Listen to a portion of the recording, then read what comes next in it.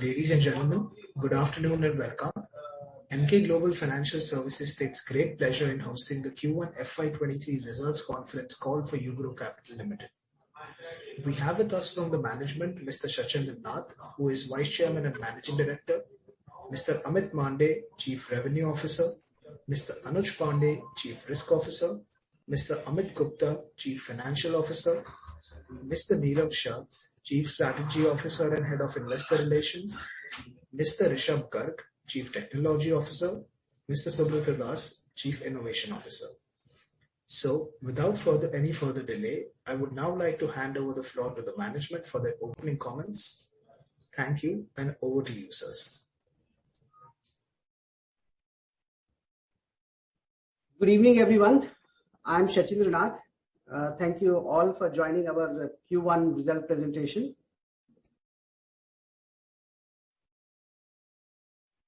Yes, Sachin, we can hear you. Yeah, go to the next slide, please. So, in fact, this we have, we started this in our last quarter as well. Our belief, is that unlike consumer credit business in India, the small business financing is also rapidly embracing the data-driven underwriting.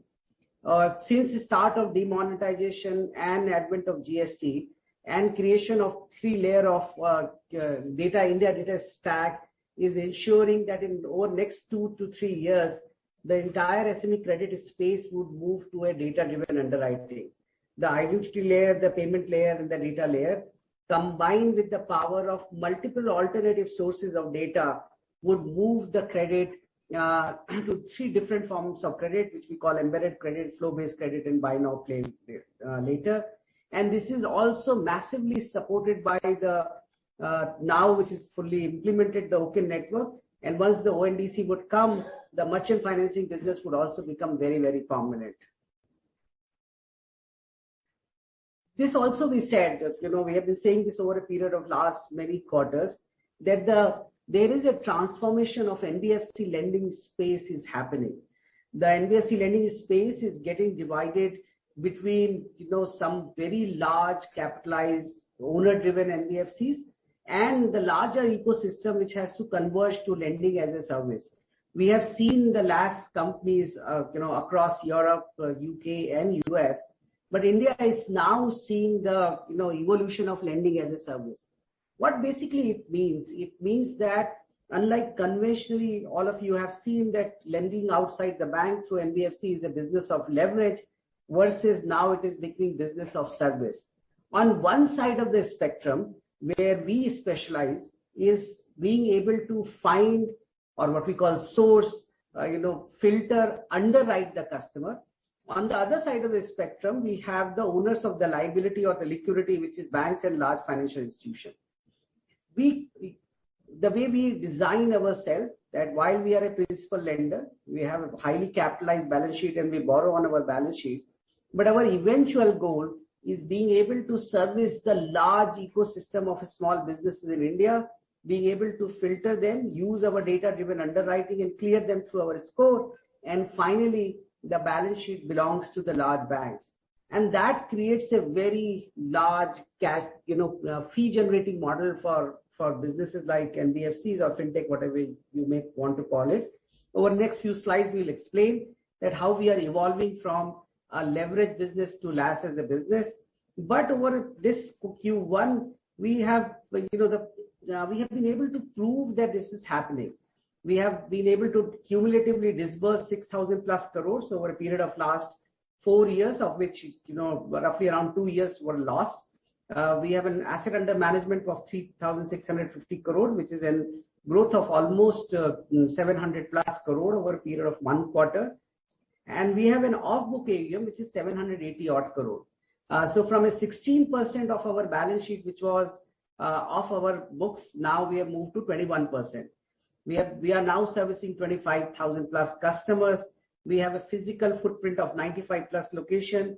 Beside our, roughly around 1,400 people, we have around 1,000 plus partners who services our customer base. And for our supply chain business, we have very strong base of 75 plus OEMs and anchors in our ecosystem version. And last but not least, I think so Ugro has over a period of last 5-6 quarters have become a company which services the need of an SME or MSME customer right from a small 1 lakh rupees loan to 5 crore rupees of credit in different format of what we call the product through multiple distributions. So we have ability to do a secured business loan, machinery, unsecured business loan, a micro enterprises loan, supply chain financing and merchant financing, which is a digital platform which will be coming soon. I hand it over to Anuj to talk to you about how the data ecosystem in Ugro has evolved and what data would be doing to the MSME financing ecosystem in India. Anuj? Sure. Thank you, Sachin. So, for next couple of slides, I will just take you all through how the digital ecosystem has evolved and how we seem to be in the right place at the right time with right set of design and execution capabilities to have a meaningful impact on the very large lending opportunity which is present across SME lending in India. And first things first, a very quick review on how we have evolved in last 3-4 years, how we have been able to apply data analytics and technology not only in the very core area of underwriting, which I will explain in detail in later slides, but also in other aspects of our institution. In fact, we have been readily using comprehensively our data-led insights in early warning systems. We have applied the same approach in our operations and collections team, or at the origination level, right from day one. We have been using it to a very large extent. In fact, to open our new branches in micro locations, we have used data science extensively. So overall, not only in underwriting, we have seen and found a lot of advantages in using technology and data platforms across. So we will probably be one of the first large-scale NBFCs to do that.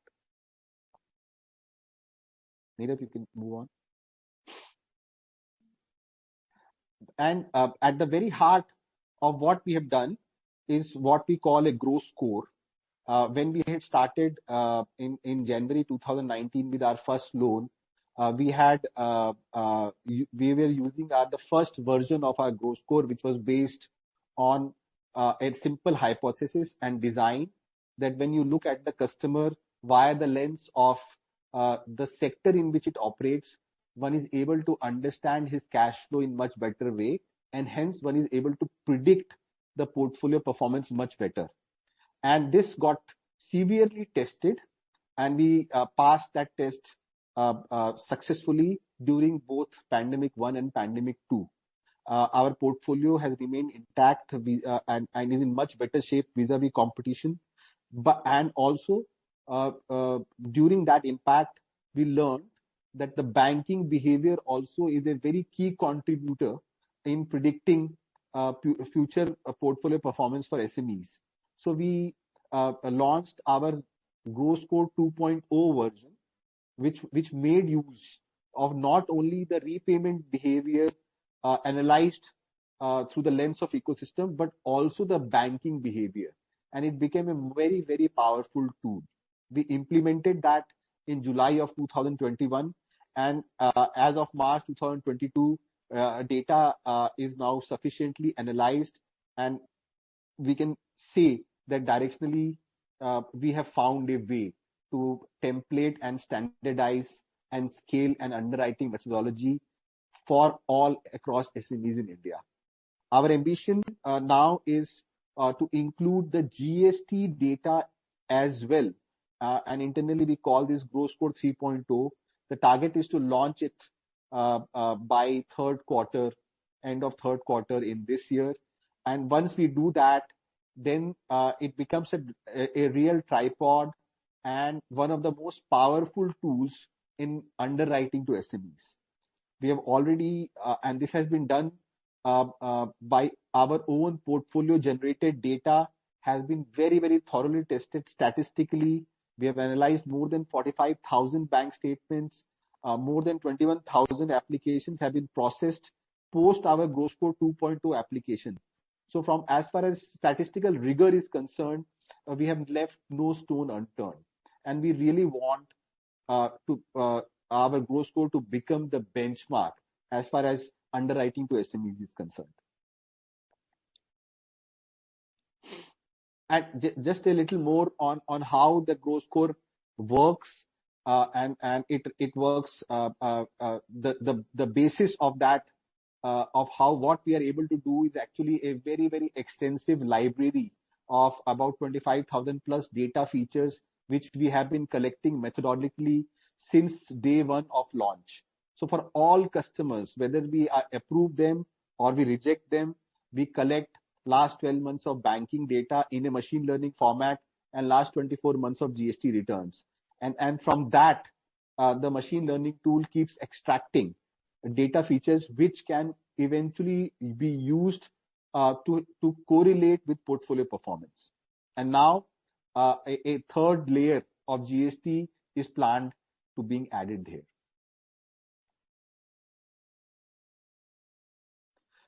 This we had referred to in our last call as well, but this is a very, very important slide because it is telling us that directionally it is possible to completely templatize the way SMEs are underwritten. Very simply, our new GrowScore 2.0, which is live since July of 2021, classifies all customers which we underwrite in 5 risk bands. And depending on that risk band, there is a probability of default which is assigned.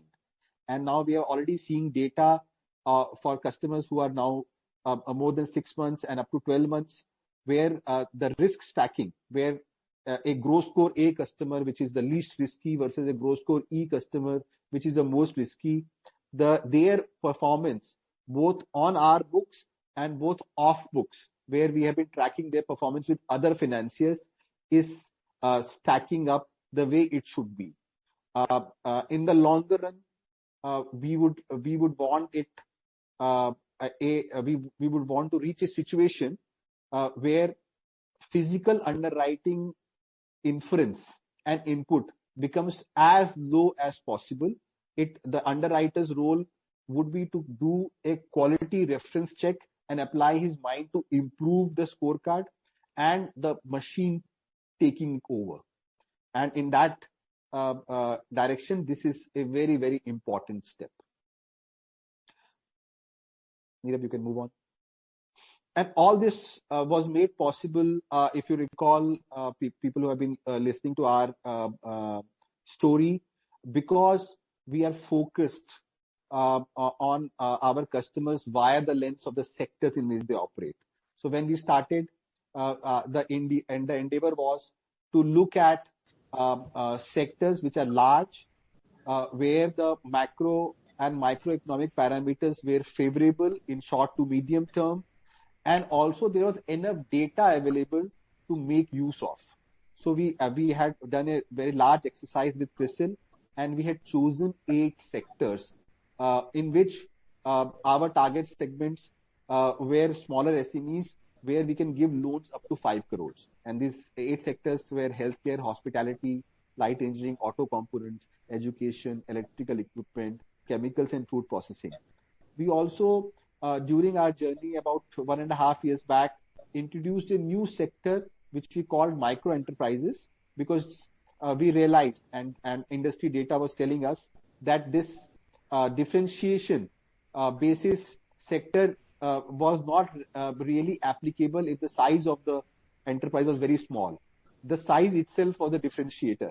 So we included a new sector called micro enterprises, where the focus was to focus on very, very small businesses with loans up to 25 lakhs.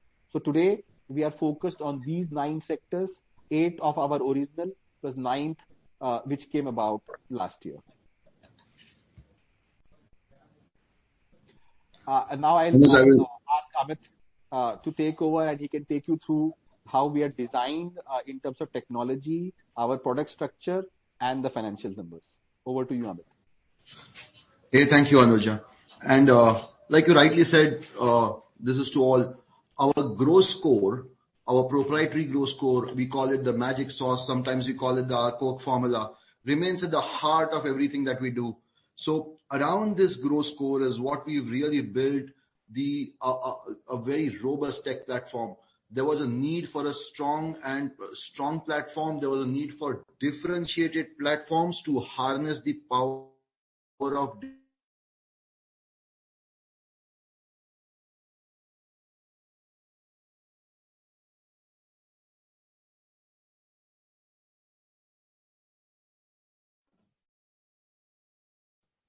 I think so. We are lost in this, right?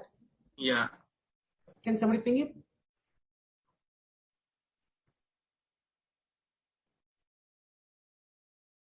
Anuj, would you like to take this? I will take it up in the meanwhile. He will join back. No, can you hear me, Anuj? Can you hear me? Yes, now we can hear you. Yeah. There was some disconnection. So anyway, so I was saying this remains at the heart of our robust technology platform. There was a need to have customized, differentiated platforms to harness every ecosystem. And what this slide really shows is our different platforms. Our Grow Plus platforms looks at a intermediary distribution in the prime branches. Our Grow Direct is where we go direct to the customer. Grow Chain is a very interesting, very high-end platform that allows us to harness the ecosystems of the anchors and the suppliers on a supply chain business.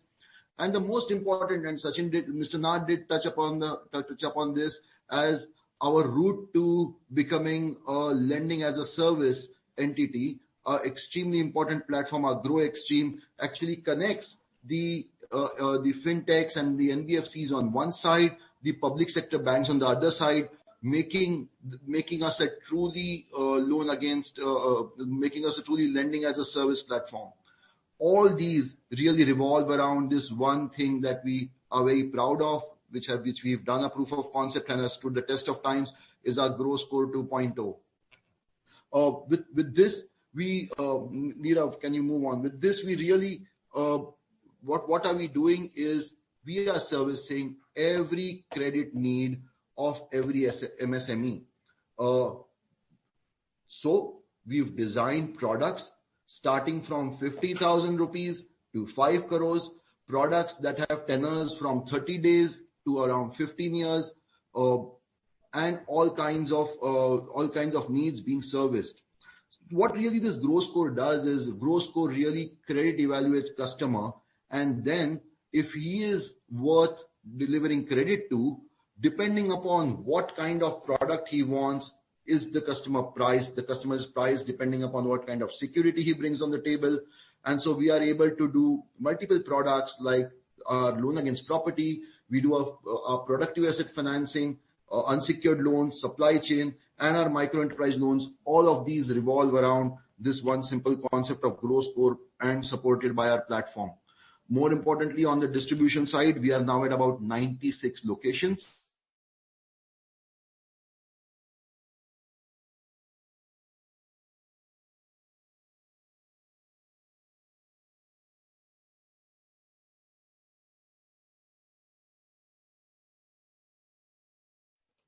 Amit, we can't hear you.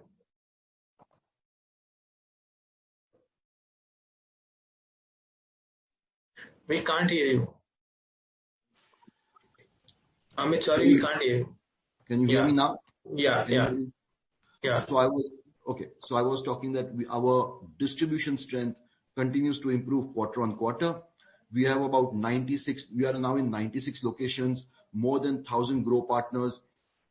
Our ecosystem of anchors and OEMs who power our supply chain and the productive asset financing, machinery finance business, again has been growing quarter on quarter. And of course, our employee strength at the front end now is more than 700 people that that work on all these platforms. If we were to look at how our distribution is, Nirav, can you go to the next slide? Yeah. How our distribution is, we have a very we've realized that there are multiple customer cohorts that we want to reach to, and we have very different distribution models. A branch-led channel looks at the prime branches and the micro branches. They service the intermediary distribution. They take to the customers our loan against property, our affordable LAP, our unsecured loans business. Our ecosystem business distribution model actually harnesses the ecosystems of the anchors for the supply chain, both on the vendor and the distribution side. It harnesses the ecosystem of the OEMs for the machinery finance business. There's a large, like I said, on the Grow Extreme platform, on one side, there are a large number of partnership and alliances, NBFCs and fintechs, where we do very, very differentiated products with them to reach to the last mile. And most importantly, our digital, direct to customer digital channel that will now get enhanced by end of August to really step up our customer acquisition engine. And this will be one of its kind direct to customer channel that we will launch in August. We will of course see the launch. It will be a visible launch, and we will be able to divulge a lot of more information possibly in the next quarter. But as we continue to build our distribution, as we continue to build our asset book, one important thing, Nirav, I wanted to talk about the lending as a service platform. So if you could go to the next slide. As we continue to build this, our partnerships with the PSU banks and the NBFCs for co-lending and SFCs continue to increase. In last quarter, we had about 5. We've now increasing this. We've got Punjab and Sindh Bank on board. We've signed with Punjab and Sindh Bank for all products. By next quarter, we will have another 2 banks having signed up. So that takes care not only of just our liability position, but our ability to off-book our AUM. Look at how beautifully the off-booking of AUM continues to grow quarter on quarter. So last quarter we were at about 16. This quarter we are at 21% of our AUM off-book. And this is thanks to all our partnerships with the PSU banks and some large leading NBFCs where we do co-lending and co-origination. Nirav, can you go to the next slide? I'm on the next slide. Okay, okay, I don't know if the slide is changed, Anuj, for you. Yes, it is changed. Okay, so I'll continue. So we kept saying that we wanted to do lending as a service.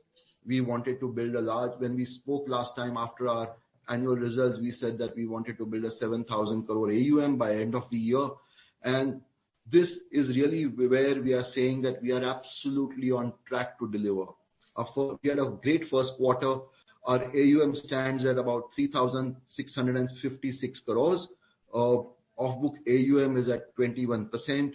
Our net total incomes remains healthy at 10.5. Importantly, our credit cost is very much under control, and so it's at about 1.4%. So overall, I think the real message here is that we started this year to get to a 7,000 crore AUM, 35% off book out of that, and a 2% ROA, and more than 2% ROA. And I think we are completely on track to get to those numbers. First quarter has been a testimonial of that. So with that, thank you, and I open this for discussion.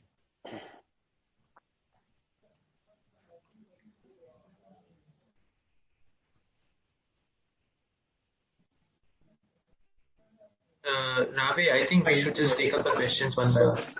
So anonymous attendee question: what percentage of sourcing is done through the DSA channel?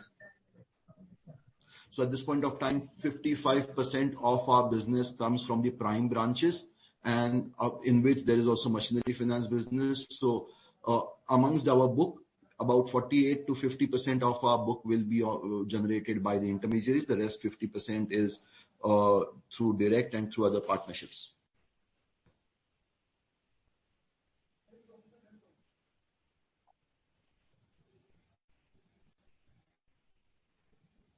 Do we have any other questions in the chat?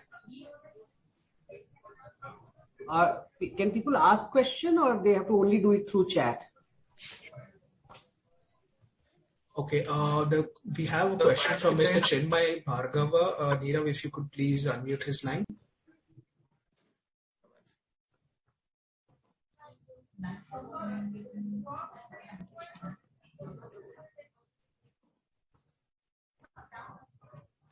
Hi, Chinmay, please go ahead. Hi, good afternoon. Nice to see you all, and congratulations on the numbers this quarter. I have about 3 questions on the business, so let's get started. The first question is on our growth score, and we spent a lot of time explaining this, but I have a few more basic questions with the growth score itself. So we have 25,000 data points, as you've said, right? But the more data points we add to a model, the more complex the relationship becomes between the data, and the more noise and contradictions you'll have between different data points.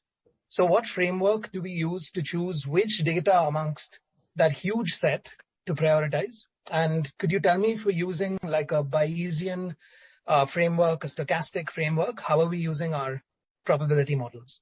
And more basically, if we take a case study, right? Like if we discuss nursing homes, for example, can you tell me how our understanding of this single business has changed from Grow 1 to Grow 3, where we are now? Subrata, you want to take this? You're on mute, Surat.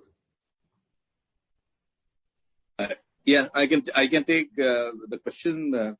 The first part of the question, which says there are 25,000 attributes and the method used. So first of all, it's a feature library. It is a total universe of parameters which could be potentially used to predict the probability of default. And you are right in saying that not all of them could be used without loss of significance. The approach that we take is we make as many parameters as possible based on our functional and business expertise, and that maximizes our chances of fitting a very powerful model which holds the test of backtesting. Having said that, there is a scientific and elaborate method of reducing those dimensions into eventually a set of around 35 to 40. The approach that we use, you mentioned Bayesian and stochastic processes. What we use is basically supervised learning technique, because we are predicting a 0 or 1 outcome, or a good or bad outcome on a training data set. And we follow a very well-defined objective framework to gradually reduce the 25,000 to the set of 35 or 40 most important significant parameters which have least correlation with each other, however in conjunction are most powerful in predicting the default. The exact formula or the system of weights which is used to arrive at the probability of default, that is the part which we keep as proprietary to ourselves. Okay, that makes sense. Could you just tell me a little bit about how our understanding has changed from Grow 1 to Grow 3? So so when we did Grow 1, we had very little data of our own, and we were working in conjunction with the large credit bureau and developing models on something that we call look-alike population, one that best resembles our target segment.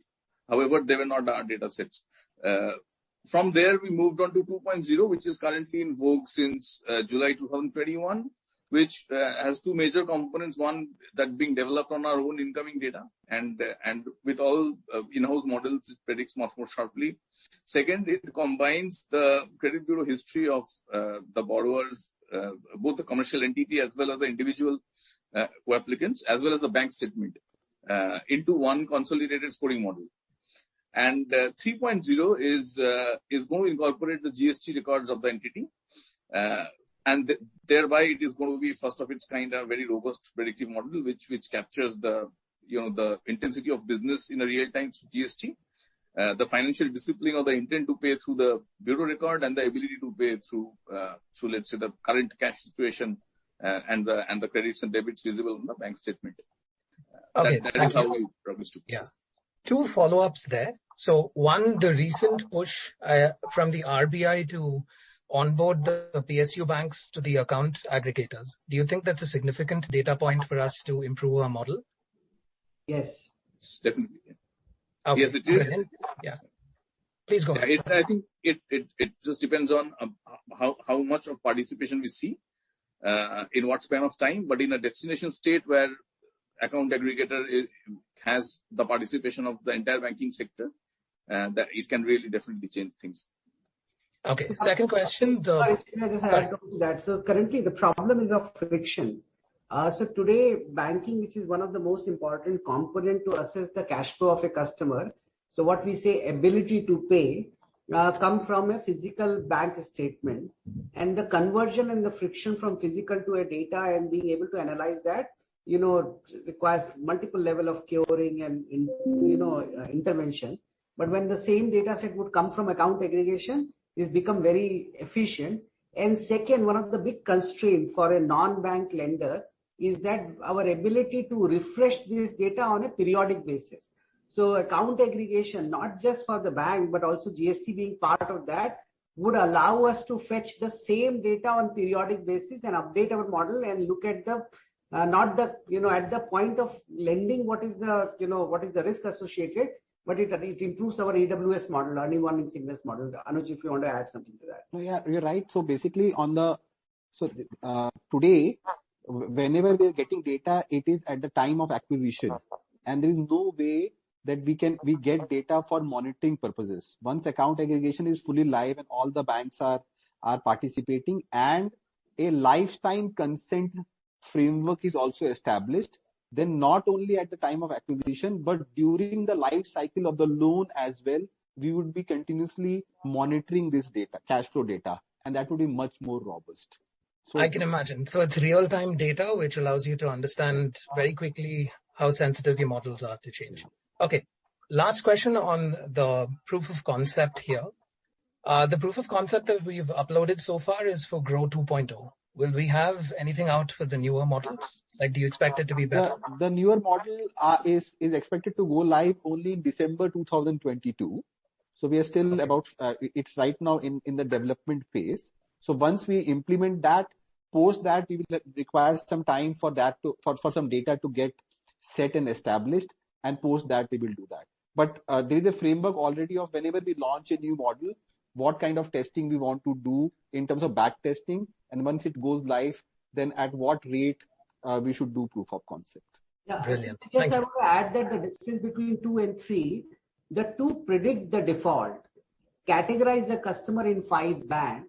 3 would be able to predict the default as it is being done in 2.0, but also would be able to predict the ability of the customer, whether the customer can afford 100,000 worth of loan or a 250,000 worth of loan, which is today is estimated through a policy and product program on the front end. So that's the core difference. Okay, so your approval rates, false positives, all of that will improve. Your early warning systems with real-time data, all of that will improve. Brilliant. Yes. I have one last question from my side, which is, if I look at our sector mix now, this quarter, and I compare it to Q1 FY22, I can see that education and hospitality, which comprised about 15% of our book, is now down to below 5%, for example. I know this was because of restructuring, but my question is, what is our plan for education and hospitality going forward? Are we going to be looking at a different sector? Do you see it returning to, giving us the scale that we chose it in the first place? So we are already seeing a lot of encouraging signs in both these sectors, both in terms of our own portfolio, which is a good a portfolio which has been restructured, and lot of demand also seems to now getting up, especially in education with children going back to school. So slowly the plan is to keep building this up. Okay, thank you so much, and all the best for the year. I'll jump back into the queue. Thank you. We have the next question from the line of Anadi. Neha, if you can please mute your line. Yeah, I've done that. Anadi, please go ahead.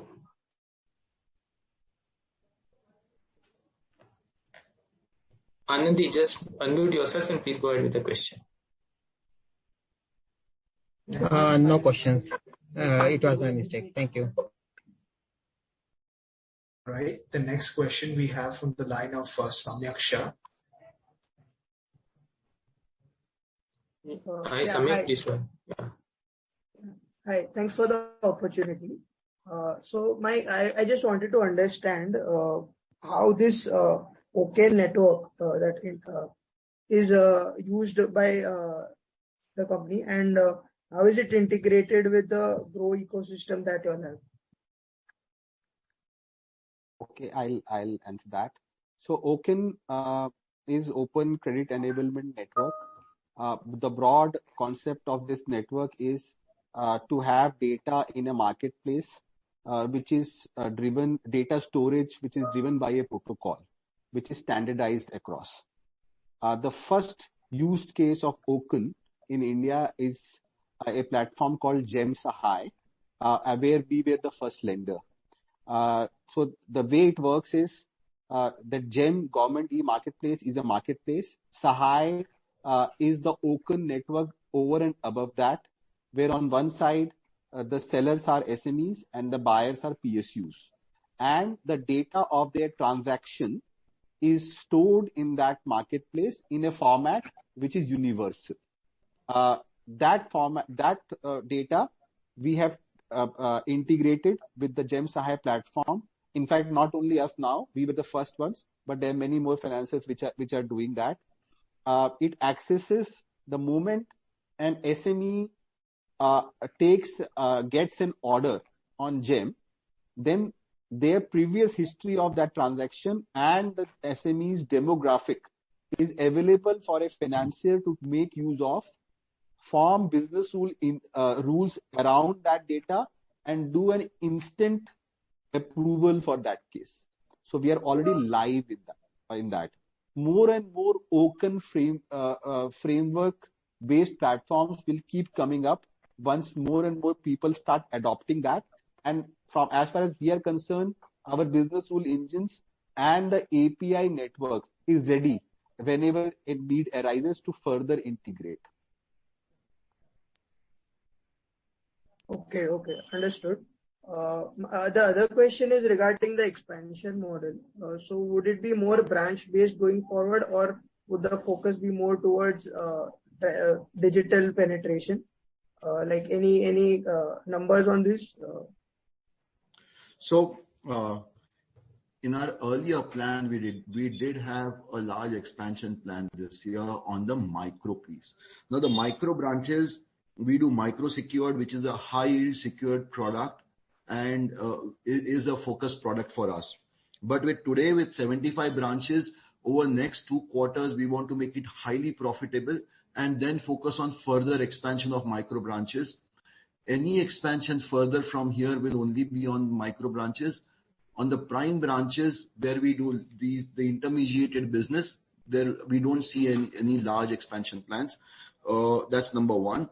Number two, the expansion will be in products of machinery finance, supply chain, and direct to customer, which essentially means that to a question that somebody earlier asked, what is our direct distribution and what is our intermediate distribution? Our focus is to keep improving our direct distribution going forward with micro branches and with the businesses where there is direct to ecosystem and there are no intermediaries. So did I answer your question in terms of what are the plans on distribution and expansion? So it will be selective in terms of which areas require intermediation, like a personal contact with the customer. So like as you said, in the micro area. The answer is that we will continue to expand our micro branches where there is a direct to customer digitally assisted footprint and a direct to customer digital acquisition. All right. And my last question, so just a lot of people would still not know how to go about a loan approval or loan application process. So is there anything you are doing for improving, awareness about how to go about this online loan application procedure? So 2 things. One, the moment I said that we are going micro branches, direct distribution, we have feet on street, so it is a customer assisted model, and so we'll assist the customers to run through their customer journeys. On the direct to customers, we will start with very simple, small tickets, small tenor products where the data requirement is very low, and eventually take this up to a more complex product where we need their involvement, or where we need data on their GSTs, where we need data on their securities, their properties, or whether it's machinery. So initially, direct to consumer will always be a little simple journey, simple data requirements, and over a period of time will graduate with the customers to higher end products. Okay. And one last question. Could you possibly give me a split between off-book and on-book disbursements for last 2 or 3 years? Given, if you look at a few of our slides, you can see that as of March 22, 16% of our book was off-book. As of Q1, and it is 21%. As of, we are targeting, as of FY23 to be 35%. I was talking about the disbursements. That I think is the AUM, correct? Right. So the disbursements month on month will be in the range of between 35 to 40% off book. All right. Thanks a lot. That's all from my side.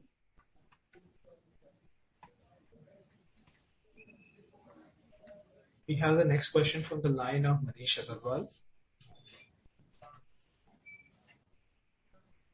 Hello, sir. Am I audible? Yes. Congratulations on good set of numbers, sir. Just a couple of questions I have. Like this time in presentation, there is no mention about provision coverage ratio or NIMs. So could you help me with that number? What are the NIMs in this quarter?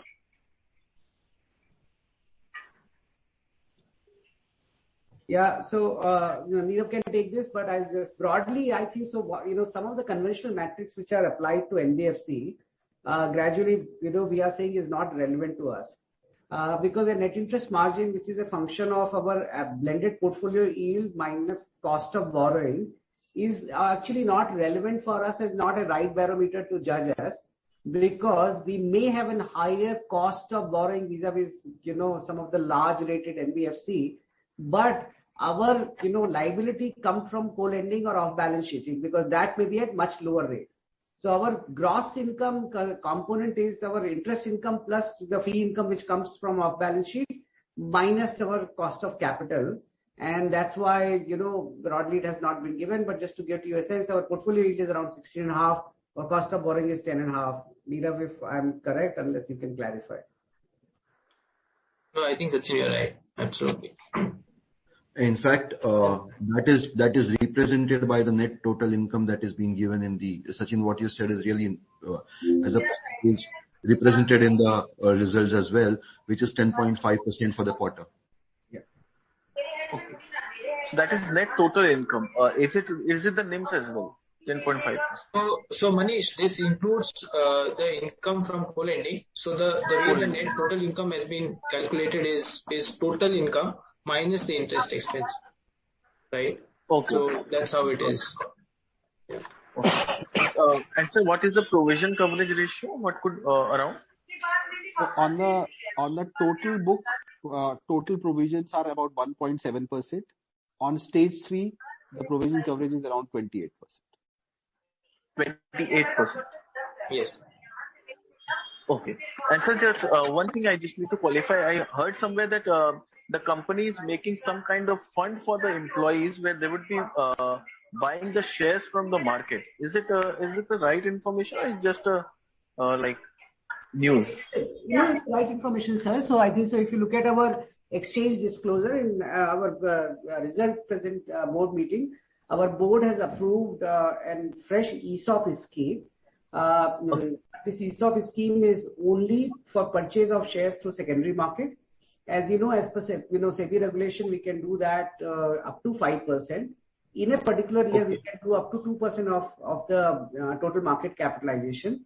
So our board has approved, a loan to an employee welfare trust, which is the quantum is roughly around 30 odd crore, and this money would be utilized to buy shares from the market, which would be held in this trust for the employees pool, and employees can vest these shares. I think so in year 25, if I'm not correct, if I'm not wrong. So they, as and when there is a market opportunity, this employee welfare trust independently would buy from the market and hold it, and then it is like an ESOP scheme. These shares would be held in the trust for the benefit of employees. Okay. So this, the money would come from the loan given to the employee. Exactly. Loan given to a trust. Okay. SEBI regulation on ESOP allows this, that either there is an ESOP which can be directly given by the company, or you can implement an ESOP through a trust. So there is a loan which would be given to the trust, and that loan money can be utilized to buy share from the secondary market. Oh, thank you so much. When the shares would vest in 2025, employees would pay the cost of acquisition to the trust, and trust would then return that money to the company. Or employees can ask the trust to sell the shares and pay the difference to the employees, and the principal amount would come back to the company. That's very good. Thank you so much. That was all from my side. Thank you. We have the next question from the line of Chet. Oh, hello. Hi. Congratulations on the good set of numbers, especially in AUM and fee income. I had 4 questions which have accumulated as the conversations went. I'll just start with the most recent conversation we had. So on ESOPs, will this transaction, count towards the 8% cap in the Articles of Association? So we have, sir, 5.88%, which is the ESOP. And I think so you're right. This will be roughly, around 8% in total. I think so we are going for a shareholder approval. So absolute quantum is 30 crores. And if this quantum, because we don't know what real percentage of shareholding we would be able to acquire, because it's a function of price. And, in a particular year, you cannot do more than 2%. Yeah. But if it crosses the, cap percentage of 8%, so when we are going for shareholder approval, whatever is the calculation, we will request for shareholders to approve for that change. That's great. Okay. Then the second question was on the competitive landscape in co-lending. So if in co-lending, if we say that we are the leading partner for banks, especially PSU banks who have issues with, front book growth and front book quality, who's our next competitor? And, how far ahead are we, in terms of using the data tripod, etc.? So it's very difficult to, talk about who our next competitor are. We can only talk about ourselves. So in terms of this co-lending as a business model, let me give you some perspective. So there are, look at from a large public sector bank's perspective. Think of an SBI or a Bank of Baroda or a Union Bank or a Canara Bank. Most of them would like to partner with an NBFC of substance. NBFC of substance means that they would look at some significant amount of capital. They would look at a profitable track record.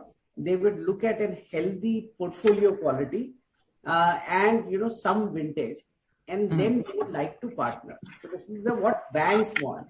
Now, if you look at in terms of the market participant, you have 3 types of, and last but not least, co-lending is only for priority sector. So the asset class which can go in co-lending is either MSME, agri, or underserved market, and nothing beyond that. So fortunately, then you look at the market participants. So there are 3 types of participants. You have AAA to AA diversified large NBFCs. I think so for them, because not necessarily that most of them are in priority sector. So there are a lot of assets these large NBFCs do, which is beyond priority sector, and also for them it is much easier to take a leverage on the balance sheet and continue doing the business as they want, because their balance sheet would have a combination of wholesale, corporate credit, wheels business, SME, gold loan, so on and so forth. And that's why most of those top 10 large NBFCs are today not entering into co-lending, and most of their asset classes are also not fitting for the bank. Then you have roughly around 50 plus NBFC, which are while in SME or agri segment, but are neither well capitalized nor the portfolio track record wherein they can get accepted by the bank. Let me classify them anything between BBB- to a BBB plus companies, and that's why that segment of the market is also getting excluded. We, as Ugro, with 1,000 crore of capital, with A rating and 5 year of vintage, with a very mass portfolio quality and focus on digitization are becoming a preferred player for multiple banks to do co-lending with us. I'm not saying that we would only be the one who would be doing it. Over a period of time, there will be a convergence which would happen. The large NBFC would also start doing co-lending, and smaller NBFC would become little larger and do co-lending. But we think so that we have a window of becoming market leader in this in next 3 years by the time this catch up happens. Okay. And in terms of our micro branches, are they like a strong contributor in this co-lending portfolio? And how do we avoid cannibalizing with our partner PSU banks? I don't understand the question on cannibalization. So basically, our micro branches, they don't compete with the likes of Bank of Baroda, Punjab and Sindh Bank, right? We've made sure that they don't compete with them. Sir, our segment of the market don't compete with the banks. Okay, I think great. across every segment of the market, I think it is proven by time that the segment of the market which a fintech or an NBFC service, while banks have much bigger, larger, massive presence, we cater to two different needs, right? Yeah. So, even if in a same location a bank's branch would be there, their method of underwriting, onboarding a customer and assessing a customer is completely different. If you look at a longer term time horizon, 10 to 15 years, banks would learn through these NBFC and co-lending partners and adopt our method of underwriting process and technology.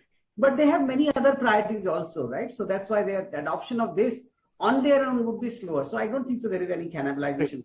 And are these micro branches, like we are focusing on micro branches in our next phase of growth, like to a limited extent? My question was, are these micro branches a strong contributor in our co-lending portfolio? Micro branches would be bigger contributor in terms of the overall portfolio yield and profitability. In terms of the AUM growth, they may not be a very large contributor as of now, but they are increasing.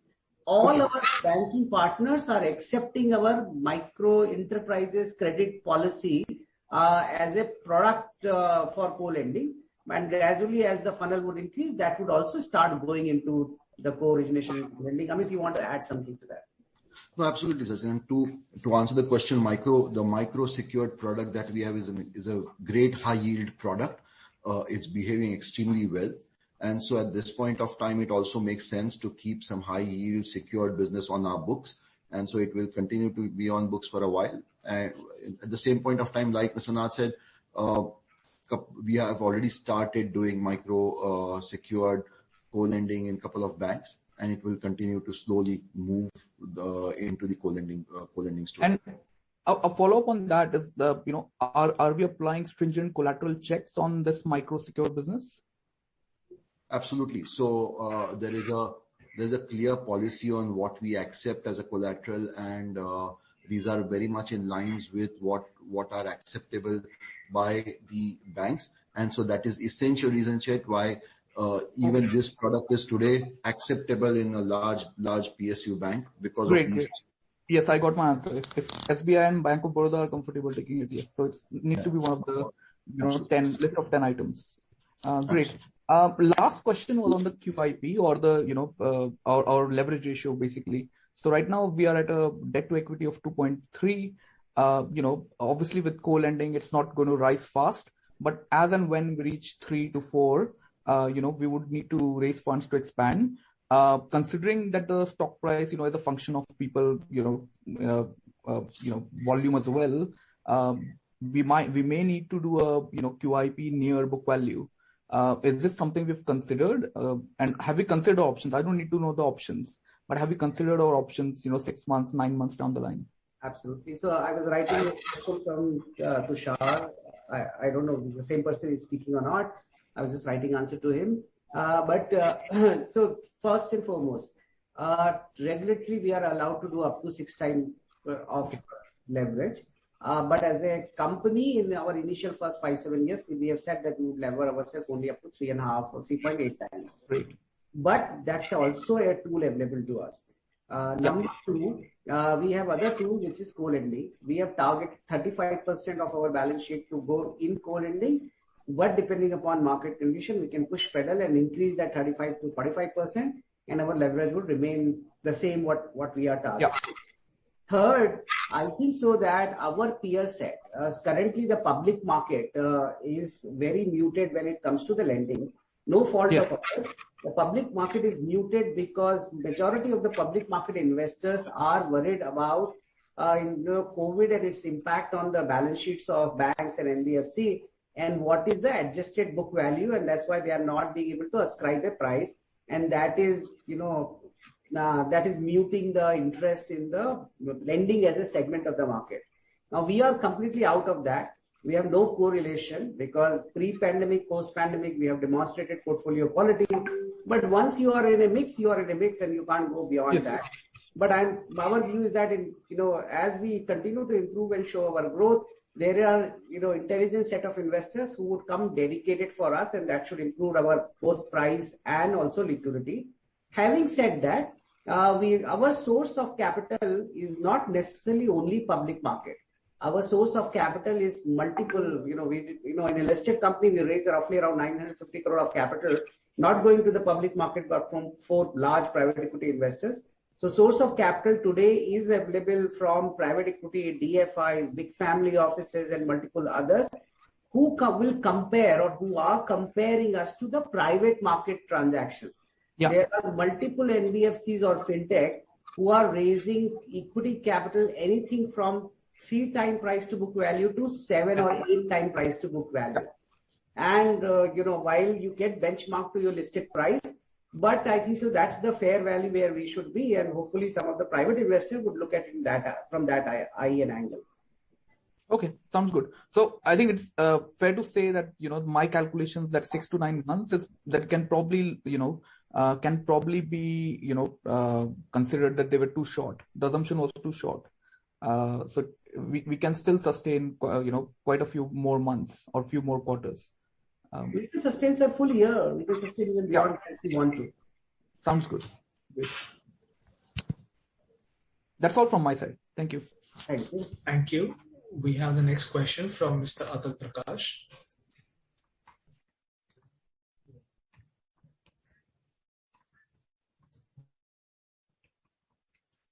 Yeah, actually, just a thing wanted to understand. So we have mentioned that we're at 7,500 crore is our plan by FY23 AUM. 7,000 crore. We book from FY20, the AUM was approximately 800 to 900 between. So we are growing our book to 9x in the matter of 3 years. And then there is a growth scorecard 1, there is a growth card 2, and growth card 3.0 is coming up. So how we are very much confident, this is also backed by the GNPA numbers. If we see, I think 2.13% I think was the GNPA this time. So if we backtest it at FY20, your GNPA number would be very high. So how we are checking these things? So I would say 3 things. I think so you are only looking the headline number, but you are not looking the incremental OPEX which is being incurred to build the base. So we raised our capital in July 2018. ILFS happened in September 2018. We started our business in April 19. Even between the July 2018 to April 19, a base infrastructure for the company was created. But given the liability market was extremely soft post ILFS, we decided only to deploy our capital. So out of 958 crore of capital, we deployed 850 odd crore without leveraging our balance sheet. And immediately after that, the pandemic first round hit very hard, and we shut down our business in first 6 months. But we were confident that we have to increase our infrastructure. So as of FY20, we were a company of 170 people. As of FY22, we were a company of 1111 people. As of FY20, we were a company of 8 physical locations. As of FY22, we are a company of 91 physical locations. As of FY20, our technology team infrastructure was consisted of 5 people. As of FY22, it was 90 people. As of 20 to 22, our data analytics team were, roughly around grown 5x. So the growth is coming because this company has taken very early big OpEx to build physical and digital infrastructure, and basis that, the growth is now coming. So it's a base effect. Number two, in terms of the portfolio quality, I think so you can't backtest it basis lower AUM, because our first year AUM obviously suffered from pandemic, but we have demonstrated that during the pandemic we could control the portfolio quality much better than our peers said. And every business then has to look at gross NPA on the basis of an expanding portfolio, and by cohort portfolio quality, and what is the early indicator. So we are showing you an early indicator of how our portfolio quality basis data analytics is building up, and what we think would be the portfolio quality at future. Anuj, you want to add something, please? So I just want to add, for a business model like ours, where now 21% of the book is actually off in form of co-lending or co-origination, and eventually at the end of this year around 35%, and in 2025 50%. A good perspective one can get if one looks at the GNPA by total AUM. So in this quarter, actually our GNPA is 1.7%. If we add a net NPA at 1.2%, if you look at a total AUM, which is much more reflective of how the portfolio is doing. And in addition to what Sachin, you said, in a growing portfolio, especially the first year, the denominator being lower, and then facing two pandemics, post that, whatever has come out, we are quite confident that directionally we are stacking up well. Okay, just one more thing wanted to understand on your growth scorecard. So basically, there was a presentation where you were mentioning there was A band, B band, C band, and then there was disbursed loan and there was undisbursed loan. So if a loan is getting A band in your scorecard, why you are not disbursing the same? And basically, how this scorecard is coming up there? So the scorecard is primarily to predict probability of default, which is based on the financials and repayment behavior of the customer. But many times a customer with good financial track record may not have a good collateral, and we have to say no in terms of LTV. He has come for a 1 crore loan against property, but his property value is 80 lakhs. So many times we have to decline that case. And there could be other reference check reasons as well. Ideally, yes, we should not, but the practical way it works is that there can be reasons over and above that. Directionally, what we want to establish is that growth score stacking works, and eventually once enough data is there, then we are able to increase our throughput much more in desirable segments, basically growth score A and B. Okay. One more thing, out of this restructuring portfolio which you have gone through, so can we just have a figure what is outstanding as on date, as on June end, and out of which how much is in the 0+ and 30+, 90+? So our total restructured portfolio at the end of June is 120 crores, which is approximately 3.3% of the AUM. In that, and out of this, 20% has become NPA. Rest, 67% is current, and 4% is in 30 to 90 bucket. You can also give color of the restructured portfolio by segment of the market. So what has become we can do that. Yeah, we can do that. So overall, if you look at the total restructured portfolio by product, then approximately 60% of that portfolio is undersecured, about 25% under unsecured, and rest in supply chain. And by sector, about 85% of the portfolio is under education, hospitality, or light engineering. What we are seeing in terms of repayment behavior, we are seeing that education and light engineering is pretty back to normal at pre-pandemic levels. In hospitality, though overall segment is now looking up, but the stressed customers continue to be stressed. And we had done an internal analysis in last quarter where we had predicted of how much more NPA can come in especially from the unsecured hospitality sector from our current restructured portfolio. And we have planned for approximately 7-8 crores more NPA coming from there. And our current provision is more than sufficient to cover it. Yes. Okay, just one more thing I wanted to understand. So we are going with such a high growth plan, and we are on the track also on it. So there will be a capital adequacy ratio that you need to be maintaining. So what are our strategies where we want to fix it on the capital adequacy ratio, where we will be maintaining it? So I think so this has been answered multiple times. It is showcased in our presentation as well. I've said this in our previous answer, and I will try to summarize that. This company regulatory, we have to maintain a capital adequacy of 15%, which means a leverage of 6 times. But we would like to ideally maintain a leverage of not more than 3.8 times or maximum 3.5 times. And by virtue of that, with 35% of our business in off-balance sheet, we would be looking at raising this capital. Now, raising this capital, the timing of it and when and source, we will, consider at an appropriate time. But the company had multiple triggers to continue maintaining its growth without raising the capital as well if it want to. First, we can, with our targeted leverage of 3.5, we can go further. Second, our targeted off-balance sheet asset of 35% can be increased to, say, 45%, and leverage would remain the same. So I think so we have this completely in our control, and this does not worry us too much. Okay. One last query. The market or the news is there that there will be some inflation will be striking, and MSME sector especially will have some struggle during this period. So, and we are corely into the MSME. So, where we see our business going on that piece? So, sir, I think so. SME and MSME is an very generalized term which is being used.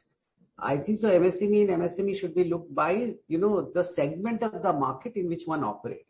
And now in the revised definition, even a 200 crore company is also a manufacturing company is also an SME. We service customer below 5 crore of turnover. Large focus of this company is to service the retail trade within our defined segment. And most of our sector are domestic consumption driven economy. Our view is that domestic consumption driven economy, the interest rate rise and inflation would not mute the demand. One of the problem of our controlling inflation in our country, that you have to increase the supply side, constraining demand doesn't help. So within our customer set, what we have seen till date, neither the credit demand nor the cash flow is getting stretched because we service very small businesses. Okay, thank you so much, and all the best for the upcoming results as well. And congratulations on the good numbers. Thank you, sir. Thank you. We can take up a few questions in the Q&A session. We have a couple of questions on the line of Mr. Vijay Chauhan. They are as follows. What will be co-spreading income as % of total top line? Example 3.2% has been taken in the example given on the last slide of the PPT. And the second question is 18% target ROE by FY25. Will this revise further if we prioritize co-lending over plain vanilla lending? Nirav, the first one can you take? Second one I'll explain. Yeah, absolutely. So right now, I think basically the 10.5% that we are talking about includes the co-lending or the co-origination income that we say. The spread actually will be about 5.6%, and the rest will be the co-lending income in this particular quarter. On the next question on the ROE target 18%, obviously, on a 20,000 crore, our current, it is very hard for the listed companies to give projection for the year and for next 3 years. Now, when you do that, you do most achievable targets and don't make blue sky assumptions. While the ecosystem of co-lending is improving with every passing day, when we made this prediction in 2021, there was a general skepticism about co-lending or lending as a service model in India. However, we are proving our hypothesis right by going from 16 to 21%, and we are taking it to 50% by FY25. We know and understand that if we increase it by another 10 percentage point, our ROE would even kick in further. But we believe that pure marketplace model does not go well with when it comes to the lending as a business.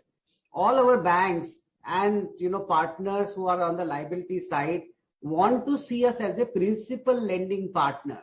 So having a skin in the game, having its own balance sheet helps, and that's why we have made an estimate of half and half.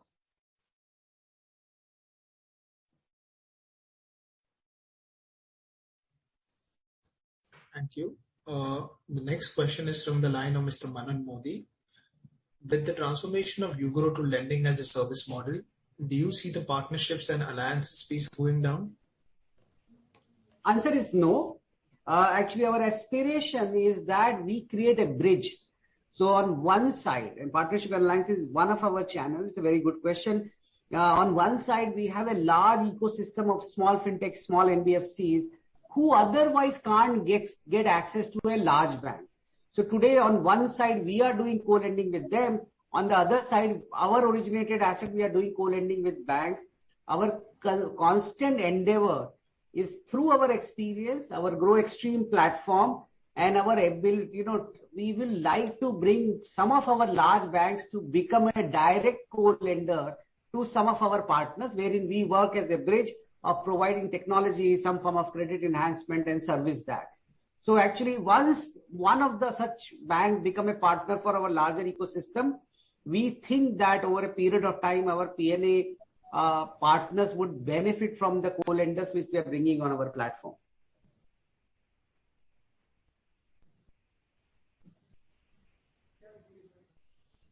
Thank you. The next question is from the line of Chet. Instead of declining customers who have less collateral, can we opt for leading best practice to offer them smaller loans or different terms? So I think so. Amit and Anuj, I can answer. So look, I think so we don't differentiate the customer when we are assessing them. So at that point of time, our growth score doesn't differentiate whether the customer is bringing a property as a collateral or machine as a collateral or is an unsecured loan. It says yes and no and categorize the customer in 5 different bands. So to that extent, theoretically, we can offer the same customer an unsecured loan. But the issue is about affordability. The customer who want to borrow against a collateral want a much longer tenure loan because that fits in their cash flow and want a lower yield. So a customer which is coming for a secured loan would not be satisfied with a very small unsecured loan. And also from a risk perspective, we offer up to 3 crores in secured, but we offer only up to 25 lakh in unsecured loan. Amit, you want to add something that is about this? No, absolutely. You answered the question, Sachin. Okay.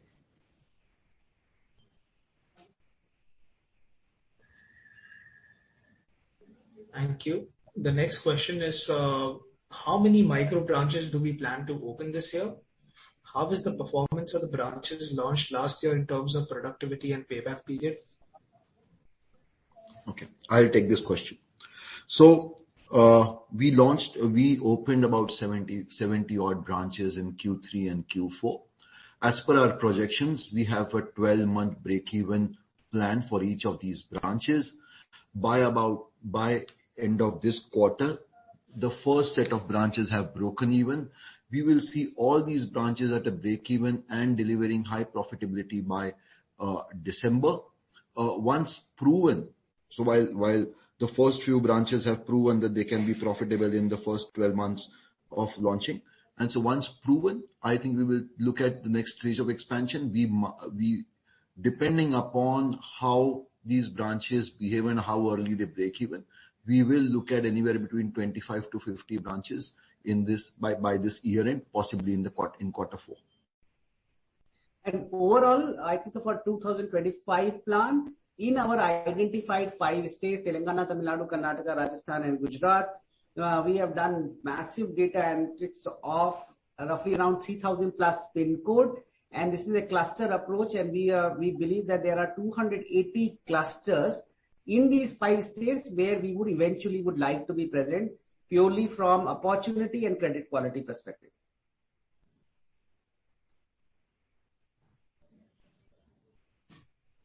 Thank you. The next question is, co-lending is a space where banks have good cash and the co-lender has good presence in areas where the bank is not present. But with Ugro, we have very few touch points. How can we benefit the most among competitors? So I think it is not a question of, it is not necessarily only physical touch point which matters. Over a period of time, our touch point would also increase. But our origination and sourcing engine is multi-force. So while our physical branch footprint, the top 25 location and what we call prime customer can, 40 to 50% of India's, MSME credit outstanding is within these 25 locations. So you can get as much volume as you want within that 25 location. Our current 70 location, actually they can, they are the first prominent point of credit origination purely from a cluster, corresponding cluster perspective, and that would continue to grow. Third, we have a machinery financing business, which actually not necessarily require every point physical presence, because our source of origination is our OEM partners. Today, there are roughly around 180 OEMs in India. We are live with a large number of them, and it is increasing. And as that increases, your customer origination keep increasing. Our supply chain financing business again is, as you continue to increase the number of anchors, the distribution channel, the distributor, the retailer, they can be anywhere, but the entire collection engine for that is driven digitally, and that is also will go in co-lending. Our P&A channel services almost the entire universe of India, and their collection and infrastructure is being serviced by our partner. And whenever merchant financing platform would go live, you can be anywhere and we would be able to finance it. That would also go in co-lending. So I don't think so that physical presence is any constraint. Our digital infrastructure, our partners' infrastructure is what drive and propel our co-lending partnership and as well as our own balance sheet. Thank you. The next question is from the line of Mr. Chinmay Bhargava. How soon do we expect to finalize a co-lending partnership with a private bank? Chinmay, thank you so much. Last week we have signed our first co-lending partnership with a private bank. Thank you. Next question is from the line of Mr. Manan Modi. Regarding geographical expansion, are there any key states that might contribute to growth? Especially West Bengal has seen some issues lately. Have you seen any stress in that state as well? This is a very interesting question. I think in our last board meeting, some of our independent director raised this question and we presented the data to this board. Anuj, you want to take this? Yeah. So overall, where we are present currently, and as Sachin was alluding, when we had selected sectors and when we had launched initially, we have mapped the sector concentration with the geographies where they were prominent. And we are from our coverage perspective, we covered about 75% of total available target segment through our distribution network. Today, we are seeing healthy growth across all geographies. In certain sectors, owing to pandemic, we had deliberately slowed down, but for other sectors and across all geographies, we are seeing a very, very healthy growth. In Kolkata too, although in Kolkata we are present only in Kolkata city, and in our kind of target segment, where with turnovers of businesses up to 5 crores, we are not seeing any stress at all.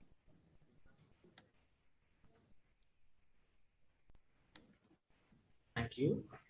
Ladies and gentlemen, do we have any other questions?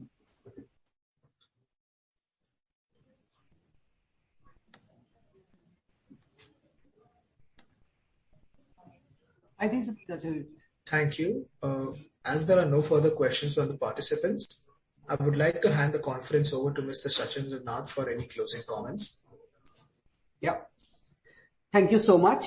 Our endeavor have been over the last 2 quarters is to explain our business model, the evolving landscape of how data and digitization would transform the SME financing in India. While we know that this from an outside, this seems to be a crowded space. People look at multiple number of NBFCs, and I keep hearing this question: what is the core differentiation? We are trying to explain that differentiation, and I think so we are gradually making the breakout of how multiple platform in the West has benefited and how our customer can benefit from that. From day one, while we have never done formal IPO, but we started with a listed company, raised all our capital in that, in hope that the broader public market would appreciate the business model. Because one of the things which is actually which is very unique, that when we look at our peer set who are not listed, most of the investors who are putting in capital is at a very high threshold, and eventually they come to the public market, and most of the public market investors are buying them very, very expensive.